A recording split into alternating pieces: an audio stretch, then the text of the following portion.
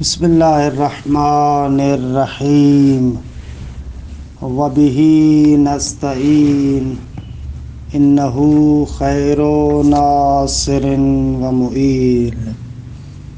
وصلی اللہ علی محمد وآلہ الطاہرین۔ الحمدللہ ہماری گفتگو بدایت الحکمت کے چھٹے مرحلے میں ہے، اور یہ چھٹا مرحلہ مقولات اشر کے بیان میں ہے کہ ہم فصل سوم میں تھے۔ تیسری فصل میں مرحوم علامہ جسم کی حقیقت کے بارے میں گفتگو فرما رہے تھے کہ گزشتہ جلسے میں عرض ہوا کہ جسم کے بارے میں علامہ یہاں پر 5 اقوال ذکر کر رہے ہیں۔ اجمالی طور پر ان اقوال کا بیان آپ کی خدمت میں عرض ہوا کہ جسم کے بارے میں جو آراء اور نظریات ہیں، اگر ان کو مجموعاً پیش کیا جائے تو یوں پیش کر سکتے ہیں۔ محسوس طریقے سے ہمیں جو چیز نظر آتی ہے وہ ایک وحدت اتصالی ہے۔ جسم ایک شیء متصل اور یکپارچہ ہے۔ اب سوال یہ ہے کہ جیسے محسوس طریقے سے ہمیں نظر آ رہا ہے کہ جسم ایک واحد متصل اور یکپارچہ نظر آ رہا ہے، آیا حقیقت میں بھی اسی طریقے سے ایک شیء متصل اور یکپارچہ ہے یا نہ حقیقت میں مختلف اجزاء سے مرکب ہے؟ اس میں سے قول اول یہ ہے کہ جسم ایک متصل واحد ہے، حقیقتاً متصل ہے جیسے محسوس ہو رہا ہے، لہذا ایک واحد متصل ہے تو اس کے اندر اجزاء بالقوہ متصور ہیں، کیونکہ آپ اس شیء واحد متصل جو یک پارچہ حقیقت ہے اس کو تقسیم کر سکتے ہیں، اس کے اجزاء بن سکتے ہیں، بالقوہ اس کے اجزاء ہیں۔ قول اول یہ ہے کہ جسم جیسے ظاہر میں متصل نظر آ رہا ہے، حقیقت میں بھی اسی طریقے سے ایک واحد متصل ہے، اور اس کے اجزاء بالقوہ متناہی ہیں۔ یہ قول شہرستانی کی طرف منسوب ہے۔ دوسرا قول اسی پہلے قول کی طرح ہے۔ دوسرا قول بھی کہتا ہے کہ جسم حقیقتاً ایک متصل واحد ہے، یعنی اجزاء سے مرکب نہیں ہے، حقیقتاً متصل واحد ہے، لیکن اس کے جو اجزاء بالقوہ ہیں، تقسیمات ہیں، وہ تقسیمات لامحدود ہے، یعنی کیونکہ جسم کے اندر ایک طرح کا اتصال اور امتداد پایا جاتا ہے تو یہ لامحدود تقسیم کو قبول کر سکتا ہے۔ اگر آپ خارجی تقسیم کے عنوان سے کسی جگہ پر جا کر رک جائیں اور آگے آپ اس کو تقسیم نہ کر سکیں تو بھی وہم انسانی اس کو تقسیم کرتا ہے۔ اگر وہم کے ذریعے سے مختلف ذرات کو تصور کرتے کرتے آپ تھک جائیں تو عقل ہماری کلی طریقے سے قانون دیتی ہے کہ جہاں پر بھی بالاخر حجم ہے وہاں پر تقسیم متصور ہے۔ اسی بنا پر یہ لوگ کہ یہ قول حکماء کی جانب منسوب ہے، یہ لوگ کہتے ہیں کہ ہمارے پاس اجزاء جزء لا یتجزا ہمارے یہاں متصور نہیں ہے، اگر وہ تقسیم ہو رہا ہے تو لامحدود تقسیم کو قبول کرے گا۔ یہ دوسرا قول کہ جو حکماء کی طرف منسوب ہے۔ تیسرا قول کہتا ہے کہ نہ، جسم ظاہر میں تو متصل نظر آ رہا ہے لیکن در حقیقت اجزاء سے مرکب ہے، اور وہ اجزاء بھی خود حجم رکھتے ہیں، لہٰذا خارجی طور پر ممکن ہے کہ ایسے نقطے پر جا کر پہنچیں جو تقسیم خارجی کے عنوان سے ممکن نہ ہو، لیکن بالآخر وہم انسانی، عقل انسانی اس کو تقسیم کرنے کی صلاحیت رکھتا ہے، کہ یہ قول یونان کے ایک مشہور دانشور زیمکراتیس کی طرف منسوب ہے۔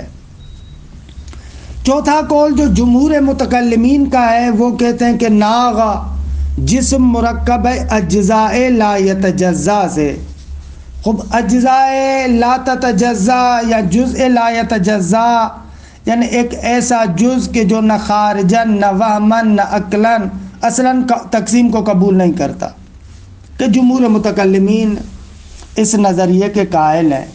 اور عجیب بات یہ ہے کہ وہ کہتے ہیں کہ وہ اجزاء بھی ایسے ہیں جن سے جسم مرکب ہوا ہے، ان کے درمیان چھوٹا چھوٹا فاصلہ ہے، جب آپ کسی چیز کو کاٹتے ہیں تو در حقیقت وہ ان فواصل کے درمیان اعلی قطع آتا ہے، وگرنہ خود وہ جز قطع نہیں ہوتا۔ کہ بقول مرحوم حاجی سبزواری کے کہ واقعاً یہ بھی ایک طرح کا عجیب معجزہ ہے، گویا کہ اس چھری کو جو ہاتھ کے اندر ہے جس کے ذریعے سے آپ کاٹ رہے ہیں اس کو پتہ چل رہا ہے کہ مجھے یہاں سے چلنا ہے، یہاں سے فاصلہ ہے، یہاں سے نہیں چلنا۔ یہ بہت ہی عجیب قول ہے۔ اور پانچواں جو قول ہے یا پانچواں قول یہاں پر مرحوم علامہ نقل کرتے ہیں وہ بھی اسی چوتھے قول کی طرح ہے، منتہا یہ چوتھا قول کہہ رہا تھا کہ وہ اجزاء لا تتجزا متناہی ہیں، اور پانچواں قول کہتا ہے کہ وہ غیر متناہی ہے۔ کہ ان اقوال کی عبارت پڑھوں پھر علامہ کی قضاوت کو دیکھتے ہیں۔ فل اقوال و خمسۃ، جب ہم نے وہ احتمالات دیے تو پس اقوال 5 ہیں۔ الاول ان الجسم متصل واحد بحسب الحقیقہ، جسم ایک متصل واحد ہے حقیقت کے طور پر بھی، کما ہوا عند الحس، جیسے محسوس طریقے سے ایک متصل واحد دکھتا ہے اسی طریقے سے حقیقت میں بھی ایک متصل واحد ہے، ایک پارچہ حقیقت ہے۔ وَلَهُ أَجْزَاءٌ بِالْقُوَّةِ، لیکن کیونکہ امتداد رکھتا ہے، متصل ہے، لہذا اس کے اجزاء بالقوہ ہیں، اور وہ اجزاء بالقوہ بھی متناہی ہے۔ وَنُسِبَ إِلَى الشَّهْرِسْتَانِي، صاحب ملل و نحل عبد الکریم شہرستانی کی طرف یہ قول منسوب ہے۔ الثانی، دوسرا قول، انہو متصل حقیقتاً، دوسرا قول یہ ہے کہ آغا یہ جسم حقیقتاً متصل ہے، کما ہوا متصل حساً، جیسے دکھنے میں وہ متصل لگتا ہے، محسوس ہوتا ہے متصل، ایسے ہی حقیقت میں بھی متصل ہے۔ وَهُوَ مُنْقَسِمٌ انقسامات غیر متناہیۃ، اور یہ تقسیم لا متناہی قبول کرتا ہے۔ اچھا، اس لا متناہی تقسیم سے بھی لا متناہی لا یکفی، کہ آپ جتنا تقسیم کرتے جائیں گے کسی جگہ پر رکیں گے نہیں، جیسے عدد ہے۔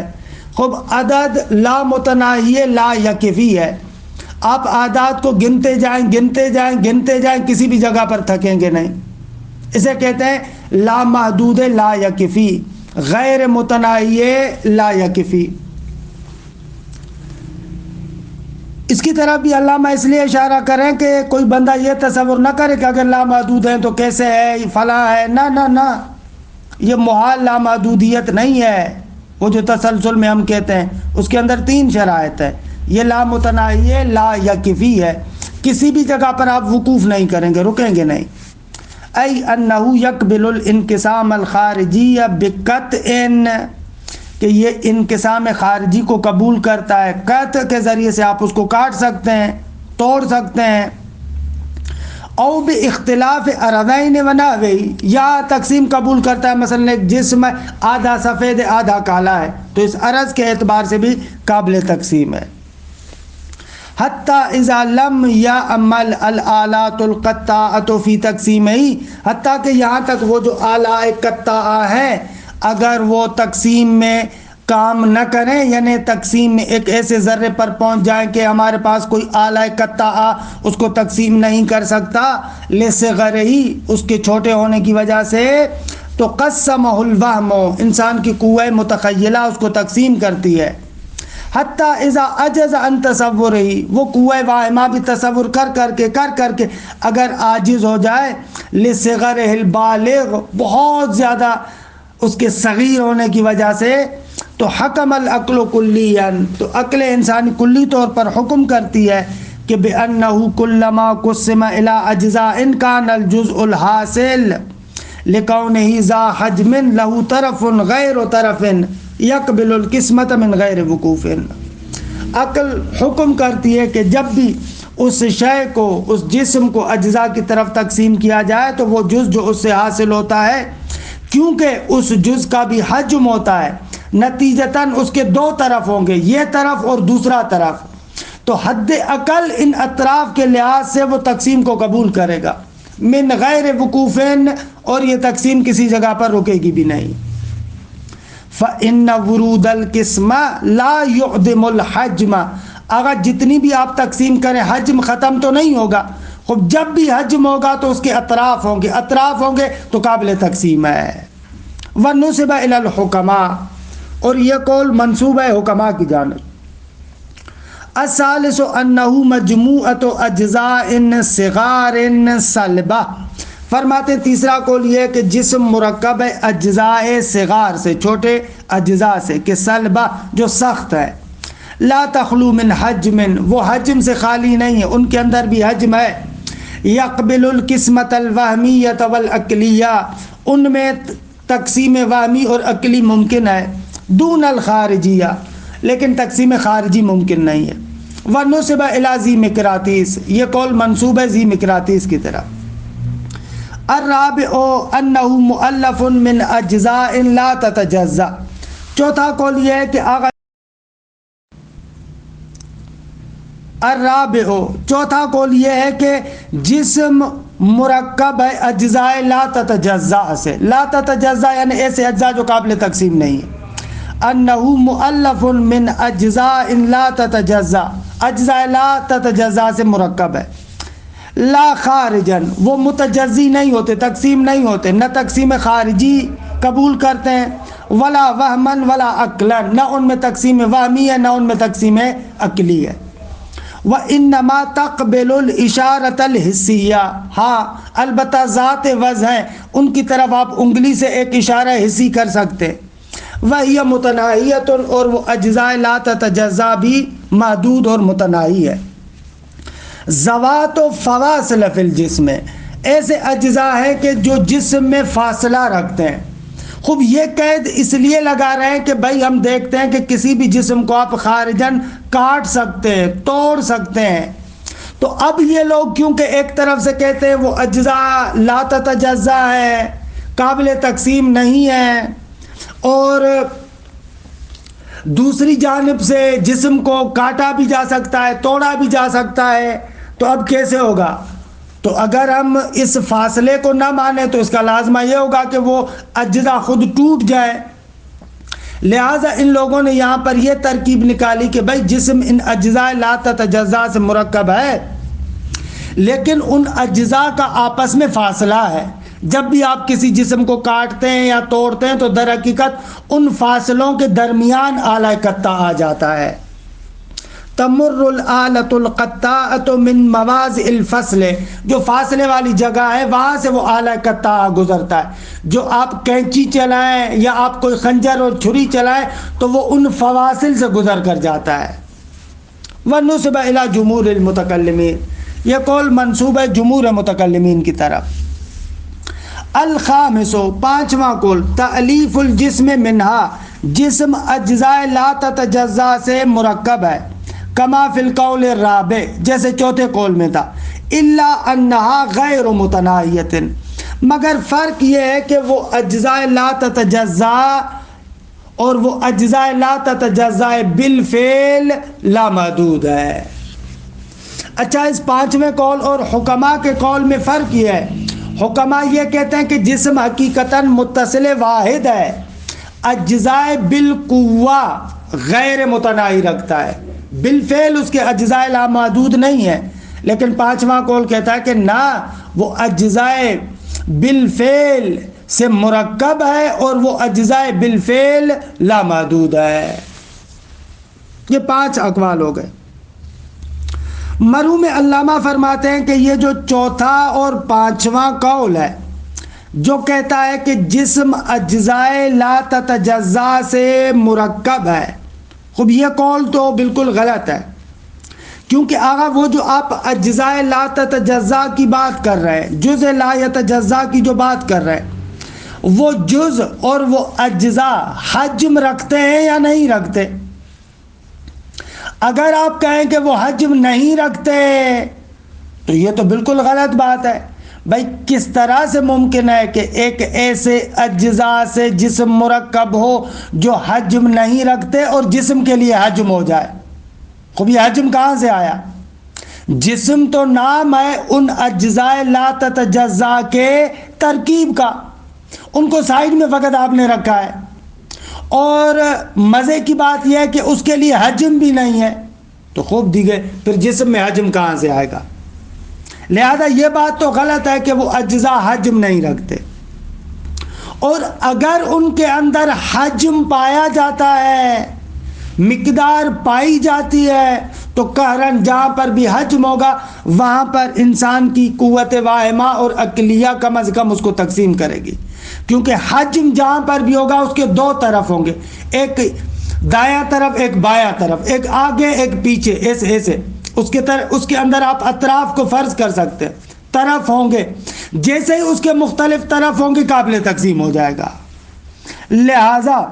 جزء لا یتجزا کا تصور اصلاً غلط ہے۔ چوتھا اور 5واں قول اس وجہ سے باطل ہے۔ ثانیاً 5ویں قول پر ایک اور اشکال، یہ جو 5واں قول ہے کہ آغا اس کے اجزاء لا یتجزا بالفعل غیر متناہی ہے۔ عجب، اگر ایک جسم مرکب ہو اجزاء بالفعل لامتناہی سے تو اس کا حجم بھی لامتناہی ہونا چاہیے، حالانکہ جسم کا حجم لامتناہی نہیں ہوتا، محدود ہوتا ہے۔ بہرحال مرحوم علامہ کہتے ہیں کہ جزء لا یتجزا کے بطلان پر بہت سارے دلائل تفصیلی کتابوں میں بھی ذکر ہوئے ہیں، کہ بنیادی نقطہ یہی ہے جو علامہ یہاں پر ذکر کر رہے ہیں، بقایا جو دلائل ہے طبیعیات میں ذکر ہوتے ہیں، علامہ ان کو ذکر کرنے کی ضرورت محسوس نہیں کرتے۔ پس چوتھا اور 5واں قول باطل ہے۔ اس کو دیکھیں، وَيَدْفَعُ الْقَوْلَيْنِ الرَّابِعَ وَالْخَامِسَ، فرماتے ہیں چوتھے اور 5ویں ان دونوں قولوں کو دفع کرتا ہے۔ کیا؟ أَنَّمَا أُدُّعِيَ مِنَ الْأَجْزَاءِ، آغا بتحقیق وہ اجزاء کے جن کا دعویٰ کیا گیا ہے کہ وہ اجزاء لا تتجزا ہے، أَنَّمَا أُدُّعِيَ مِنَ الْأَجْزَاءِ ان لم تکن ذوات حجم، اگر وہ حجم نہ رکھتے ہوں تو امتنع ان یتحقق من اجتماعها جسم ذو حجم امتنع بالضرورہ۔ فرماتے ہیں کہ اگر وہ اجزاء حجم نہیں رکھتے تو محال ہے ان اجزاء لا تتجزا کے اجتماع سے ایک ایسا جسم وجود میں آئے جس کا حجم نہ ہو۔ وَإِنْ كَانَتْ ذَوَاتَ حَجْمٍ، اگر ان اجزاء کا حجم ہے، لَازِمَهَا الْانْقِسَامُ الْوَهْمِيُّ وَالْعَقْلِيُّ بِالضَّرُورَةِ، تو ظاہر سی بات ہے کہ پھر انقسام وہمی اور عقلی قطعاً اس کے لیے ہوگا۔ وَإِنْ فُرِضَ عَدَمُ انْقِسَامِهَا الْخَارِجِي لِنِهَایَةِ صِغَرِهَا، اگرچہ تقسیم خارجی اس کے نہایت صغیر ہونے کی وجہ سے ممکن نہ ہو، تب بھی حد اقل تقسیم وہمی اور عقلی اس کے لیے ضرور ہوگی۔ یہ دونوں قولوں پر اشکال۔ الا انہا سے 5ویں قول پر خصوصی اشکال۔ الا انہا لو کانت غیر متناہیت، یہ الا مع کے معنی میں ہوتا ہے، ساتھ اس کے کہ اگر وہ اجزاء لا تتجزا غیر محدود ہوں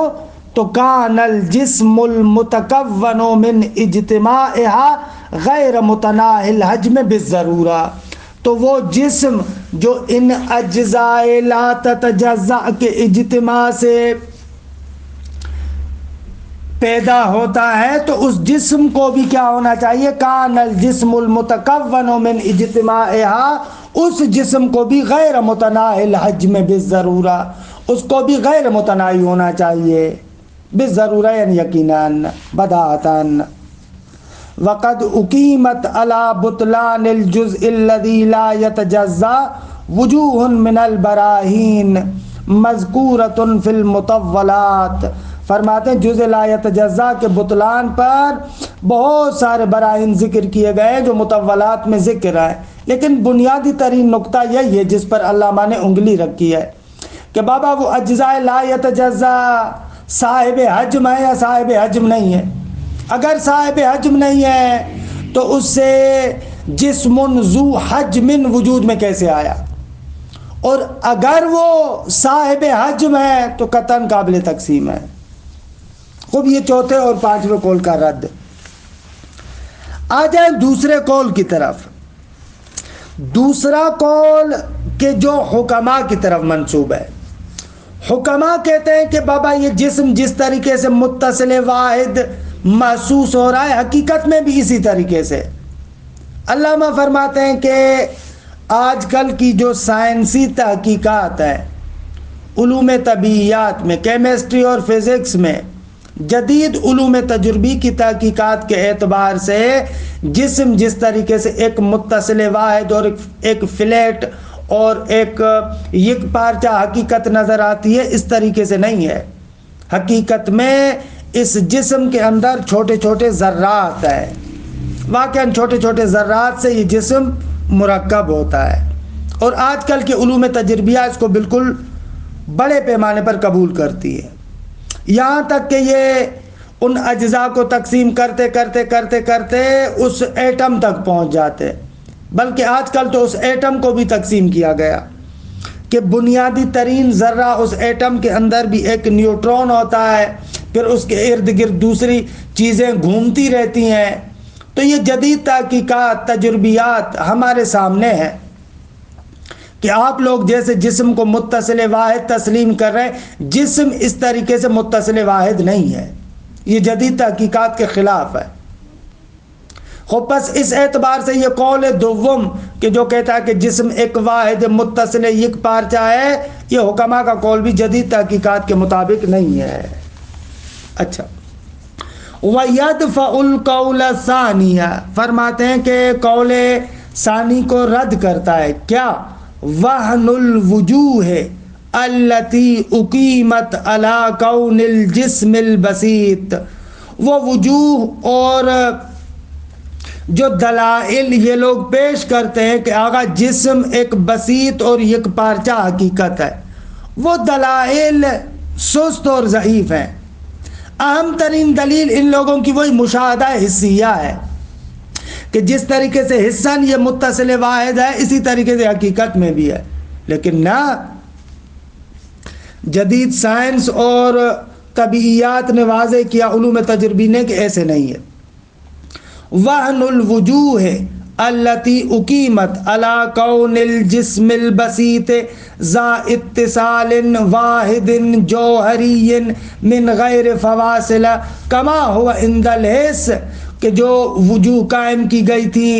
اس بات پر کہ جسم بسیط، اس بسیط سے مراد وہی آغا جسم مفرد ہے، یعنی عنصر جو میں نے شروع میں عرض کیا تھا، جسم طبیعی مفرد یعنی وہی عنصر، اس کی بات کر رہے ہیں۔ یہ جسم بسیط یعنی جسم مفرد، یہ کیا ہے؟ ایک متصل واحد جوہری ہے، اور اس کے اندر کوئی فواصل نہیں ہے، اس کے کوئی اجزاء نہیں ہے، جیسے محسوس ہو رہا ہے اسی طریقے سے ہے۔ وہ وجوہ جتنی بھی ہے وہ ضعیف ہیں، فاسد ہے ایک طرف سے۔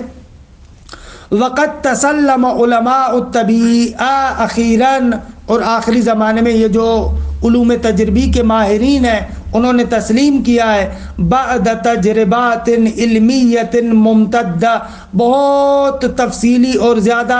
تجربات کے بعد، کیا تسلیم کیا ہے؟ یہ تسلیم کیا ہے ان الاجسام مؤلفۃ من اجزاء صغار ذریۃ مؤلفۃ من اجزاء اخرى، کہ جسم تألیف پاتا ہے، مرکب ہے ان اجزاء سے جو بالکل چھوٹے ہیں، ذریہ یعنی وہ ایٹم کی شکل میں بنیادی ذرات ہیں کہ جو خود مؤلف ہیں پھر اور اجزاء سے، یعنی جسم چھوٹے چھوٹے ایٹمز جو چھوٹے چھوٹے ذرات ہیں ان سے بنتا ہے، پھر ایٹم خود مؤلف ہے دوسرے اجزاء سے، کہ وہاں پر بھی عرض کیا کہ بنیادی ترین ذرہ وہ نیوٹرون ہوتا ہے۔ ان الاجسام مؤلفۃ من اجزاء صغار ذریۃ مؤلفۃ من اجزاء اخرى، کہ لا تخلو وہ اجزاء خالی نہیں ہوتے، من نواۃ یعنی بنیادی ذرہ، الا وہ بنیادی ذرہ درست ہے، مرکزیت ذات جرم ایک بنیادی ذرہ جو سینٹر میں ہوتا ہے اور اس کے لیے جرم اور جسم بھی ہے، حجم بھی ہے، کہ آج کل اس کو ظاہر ہے نیوٹرون کہتے ہیں، نیوٹرون۔ خوب علامہ کہتے ہیں ایسے ہے وَلْيَكُنْ أَصْلًا مَوْضُوعًا لَنَا، پس قہراً یہ ایک اصل موضوعی کے عنوان سے ہمارے پاس ہوگا۔ سوال اس اعتبار سے تو پھر متکلمین کی بات بھی یہی تھی، ہم کہیں گے نہ، متکلمین کی بات یہ نہیں ہے۔ متکلمین کیا کہہ رہے تھے؟ متکلمین یہ کہہ رہے تھے کہ جسم اجزاء لا تتجزا، یعنی ایسے اجزاء جو نہ خارجن نہ وہمن نہ عقلن اصلاً قابل تقسیم نہیں ہے۔ خوب علماء طبیعی اس بات کی بات نہیں کر رہے کہ وہ وہمن اور عقلن بھی قابل تقسیم نہیں ہے، نہ، وہ ایسے نہیں کہتے۔ اگر اس بات کو جیسے کہ آگے چل کر ہم کریں گے بھی صحیح، اگر اس کو قریب بھی لانا ہے تو یہ تقریباً ذی مقناطیس کے قول کے قریب قریب جا رہا ہے۔ اور پہلا قول کہ جو شہرستانی کا تھا، خوب فرماتے ہیں وَيَدْفَعُ الْقَوْلَ الْأَوَّلَ کیا أَنَّهُ يَرِدُ عَلَيْهِ مَا يَرِدُ عَلَى الْقَوْلِ الثَّانِي، اگر پہلے قول پر وہی اشکال آتا ہے جو ابھی ہم نے دوسرے قول پر کیا۔ خوب پہلا قول بھی کہتا ہے کہ حقیقتاً متصل واحد ہے، ہم نے کہا کہ نہ، جدید تحقیقات کے مطابق وہ متصل واحد نہیں ہے۔ اور اسی طریقے سے اس قول اول پر وہ اشکال بھی لازم آتا ہے جو چوتھے اور پانچویں قول پر لازم آ رہا ہے کہ بھائی وہ جو آپ اجزاء کہہ رہے ہیں آیا صاحب حجم ہے یا نہیں ہے، کیسے ہے، وہ اشکالات بھی یہاں پر آئیں گے، کیونکہ پہلے قول کے اندر حقیقت میں چوتھے پانچویں اور دوسرے قول سب قولوں کو جمع کیا گیا، ایک طرف سے اجزاء متناہی کو بھی قبول کر رہے ہیں، دوسری طرف سے متصل واحد بھی کہہ رہے ہیں، تو لہٰذا جو اجزاء والا قول، جو اجزاء کو تسلیم کرتے ہیں اس کی وجہ سے جو اشکالات ہیں وہ بھی اس کی طرف آئیں گے، جو متصل واحد والے اشکالات ہیں وہ بھی اس کی طرف آئیں گے۔ وَيَدْفَعُ الْقَوْلَ الْأَوَّلَ أَنَّهُ يَرِدُ عَلَيْهِ مَا يَرِدُ عَلَى الْقَوْلِ الثَّانِي وَالرَّابِعِ وَالْخَامِسِ، کیوں؟ اس لیے کہ لِجَمْعِهِ بَيْنَ الْقَوْلِ بِالِاِتِّصَالِ الْجِسْمِ بِالْفِعْلِ، ایک طرف سے کہتا ہے کہ بابا یہ جسم بالفعل متصل ہے، اور دوسری طرف سے کہتا ہے وَبَيْنَ انْقِسَامِهِ بِالْقُوَّةِ إِلَى أَجْزَاءٍ مُتَنَاهِيَةٍ کہ تقف القسمۃ دونها علی الاطلاق، دوسری طرف سے کہہ رہا ہے کہ وہ اجزاء قابل تقسیم ہیں لیکن تقسیم متناہی ہوگی، ایک جگہ پر رک جائے گی۔ کیوں؟ اگر وہ اجزاء صاحب حجم ہوں گے تو وہ اجزاء لا متناہی تقسیم کو قبول کر سکتے ہیں، تقسیم وامی کو قبول کریں گے، عقلی کو قبول کریں گے۔ خلاصہ کلام، بس یہ پانچوں قول ایک لحاظ سے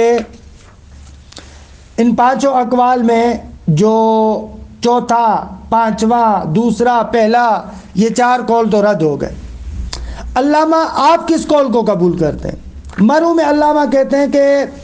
ہمیں قول سوم کو قبول کرنا چاہیے،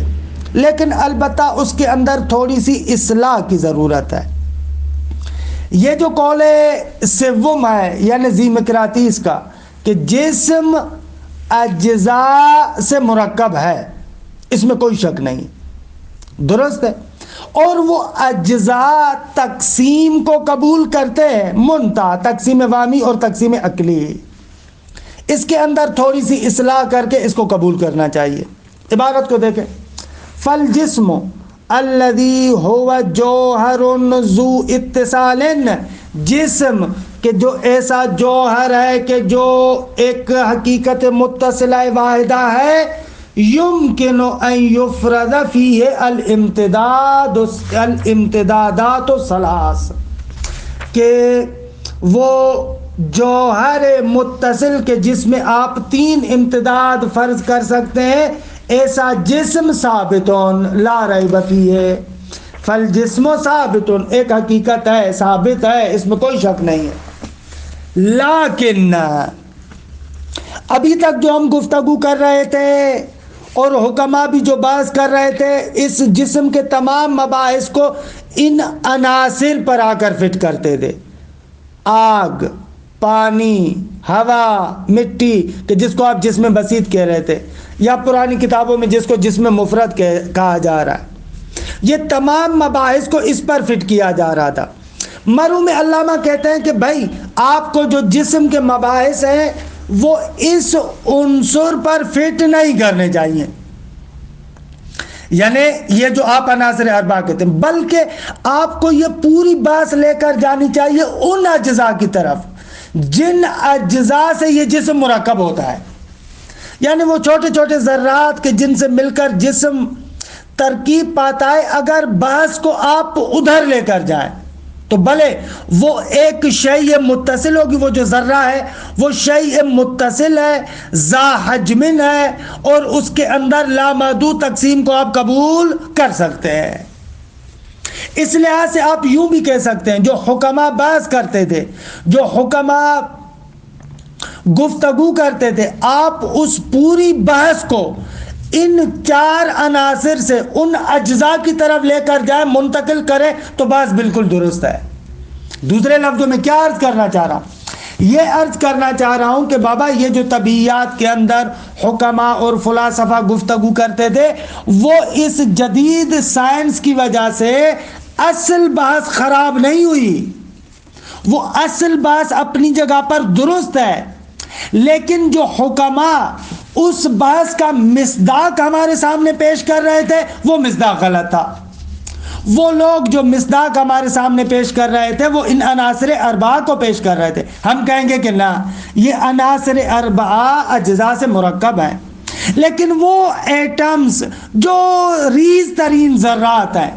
وہ جو بالکل چھوٹے ترین ذرات ہیں، یہ آپ کی پوری بحث اس کی طرف منتقل ہو جائے گی۔ لہذا اگر ہم سے پوچھا جائے، یعنی مرحوم علامہ کہتے ہیں اگر آپ ہم سے پوچھیں تو آپ آئیں اور ذی مقراطیس کے قول کو مانیں، کہ ذی مقراطیس کے قول میں تھوڑی سی اصلاح کی ضرورت ہے، یعنی ایک طرف سے حکماء والی بات کو مانا جائے گا اور دوسری طرف سے جو جدید علماء تجربیون ہیں، جو جدید سائنس کی تحقیقات ہیں، ان دونوں کو جوڑا جائے۔ حکماء کی یہ بات کہ جسم ایک متصل حقیقت ہے اور اجزاء لامحدود کو قبول کرتا ہے، اس کے اندر ایک بات درست ہے، ایک بات غلط ہے۔ غلط بات یہ ہے کہ اس بحث کو یہ لوگ پیادہ کر رہے تھے، تطبیق دے رہے تھے عناصر اربعہ پر۔ خوب یہ تطبیق غلط ہے، درست ہے۔ اور دوسری جانب سے جو اس کے اندر صحیح نقطہ ہے وہ یہ ہے کہ بابا اگر جسم کو اس ریز ترین جز کی طرف آپ لے کر جائیں، وہ جو بالکل چھوٹا ترین ایٹم ہے، اس طرف اگر اس بات کو منتقل کر دیں تو بات درست ہو جائے گی۔ بقایا حکماء کی ساری باتیں درست ہیں کہ وہ ریز ترین جو آپ جز فرض کریں گے، بالآخر اس کے اندر بھی ایک طرح کا اتصال ہوگا اور ایک طرح کی تقسیم کو وہ بھی قبول کرے گا۔ پس علماء تجربیون کی اس بات کو مان لیں کہ یہ جو عناصر اربعہ ہیں یہ قابل تقسیم ہے، یہ اجزاء سے مرکب ہے، یہ بات درست ہے۔ لیکن جو اصل حکماء کی گفتگو ہے وہ اپنے مقام پر درست ہے، لیکن مصداق کو آپ کو تبدیل کرنا ہوگا۔ ایسے دیکھیں، فالجسم ثابت لا ریب فیہ، جسم ایک ثابت حقیقت ہے، اس میں کوئی شک نہیں ہے، لیکن مصداقہ الاجزاء الاولیۃ، لیکن اس کے جو مصداق ہیں وہ اجزاء اولیہ ہوں گے، التی یحدث فیہا الامتداد الجرمی، کہ کہ جن اجزاء اولیہ کے اندر وہ امتداد جرمی ہے. دیکھیں یہ امتداد جرمی اسی جسم طبیعی یہ جوہری کی طرف اشارہ ہے. میں نے عرض کیا تھا کہ جسم یا جسم طبیعی ہے یا جسم تعلیمی ہے. وہ جو جسم طبیعی ہے وہ اتصال جوہری رکھتا ہے، جبکہ جو جسم تعلیمی ہے وہ اتصال عرضی رکھتا ہے. تو فرماتے ہیں کہ وہ اجزاء اولیہ کے التی یحدث فیہا کہ جن میں پیدا ہوتا ہے امتداد جرمی یعنی وہ امتداد جوہری، وَإِلَيْهَا تَتَجَزَّأُ الْأَجْسَامُ النَّوْعِيَّةُ اور جتنے بھی اجسام نوعیہ ہیں وہ تقسیم کے ذریعے سے انہی کی طرف پہنچتے ہیں، دون غیرہا ان کے علاوہ کی طرف نہیں پہنچتے کہ جن کو آپ عناصر اربعہ کہتے ہو، نہ وہ اصل میں بنیادی طریقے سے یہی وہ اجزاء ہے. علامہ تقدمت الاشارۃ الیہ فرماتے ہیں کہ جس کی طرف ہم نے اشارہ کیا گزشتہ بحثوں میں، وَهُوَ قَوْلُ ذِي مِقْرَاطِیس پس درست قول یہی ذی مقراطیس والا قول ہے، ما اصلاح ما البتہ اس میں تھوڑی سی اصلاح ہوگی. اصلاح وہی ایک حکماء والے قول کو بھی یہاں پر آپ لے کر آئیں گے اور علماء جدید تجربیون کی بات کو بھی آپ یہاں پر لے کر آئیں گے. کہ بہرحال وہ طبیعیات کے اتنے تفصیلی مباحث ان کو جم جور کر کے علامہ نے یہاں پر خوبصورت طریقے سے بیان کر دیا. وصلی اللہ علی محمد و آل بیتہ الطیبین الطاہرین.